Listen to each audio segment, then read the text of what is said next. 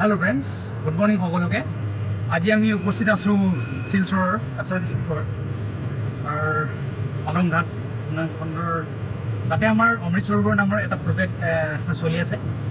এই অমৃত সৰোবৰ প্ৰজেক্টটোৰ আচলতে কি হয় আৰু এই অমৃত সৰোবৰ প্ৰজেক্টটো সাধাৰণতে কেনেধৰণে আমাৰ ইমপ্লিমেণ্ট কৰা হৈছে আৰু ইয়াৰ দ্বাৰা আমাৰ গ্ৰাম্য সমাজৰ ৰাইজ কি ধৰণে উপকৃত হ'ব এই সকলো বিষয়ে আপোনালোকক ক'ম।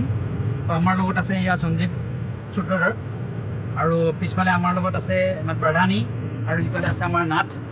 গতিকে আমি সকলোৱে আজি যাম অমৃত সৰোবৰ প্ৰজেক্টটো কি কাৰণে কৰা হৈছে আৰু কেনেদৰে কৰা হৈছে আৰু এই প্ৰজেক্টৰ জৰিয়তে আমাৰ কি কি ধৰণে আমাৰ লাভ হ'ব, আমি কেনেদৰে উপকৃত হ'ম, এই সকলো বিষয়ে আপোনালোকক ক'ম।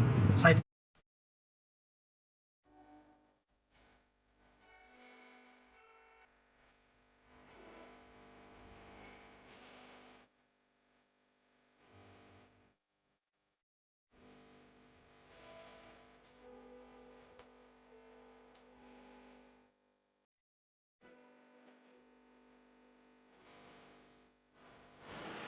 এই অমৃত সৰোবৰ প্ৰজেক্টটি এই প্ৰকল্পটি ভাৰত চৰকাৰৰ এটি বহু অভিলাষী আঁচনি।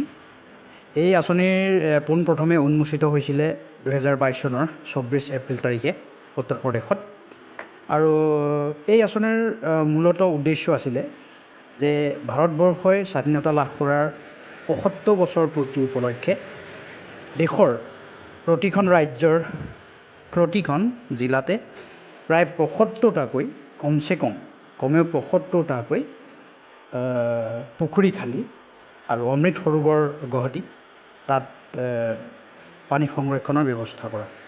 মূলত এই পুখুৰী খননৰ উদ্দেশ্য পানী সংৰক্ষণ আছিল যদিও এই প্ৰকল্পটি এটা বহুমুখী প্ৰকল্প হিচাপে গঢ়ি তুলিবলৈ চেষ্টা কৰা হৈছে।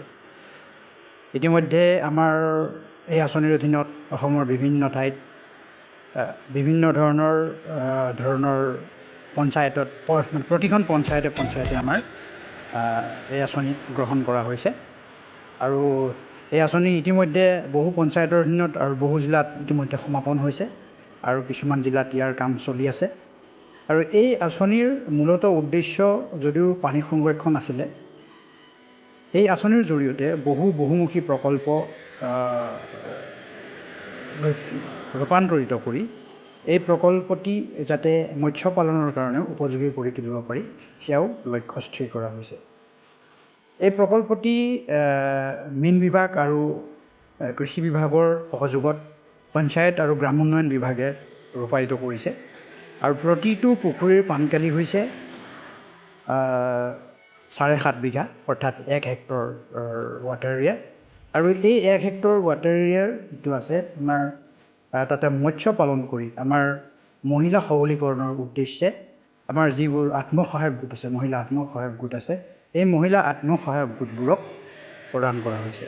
আমি আশা কৰোঁ এই আঁচনিৰ জৰিয়তে আমাৰ মহিলা যিসকল আত্মসহায়ক গোট আছে, এই আত্মসহায়ক গোটবোৰ স্বাৱলম্বী হ'ব পাৰিব, তেওঁলোকে অৰ্থনৈতিকভাৱে আগুৱাই যাব পাৰিব আৰু ৰাজ্যৰ অৰ্থনীতিত এক বিশাল অৰিহণা তেওঁলোকে যোগাব পাৰিব।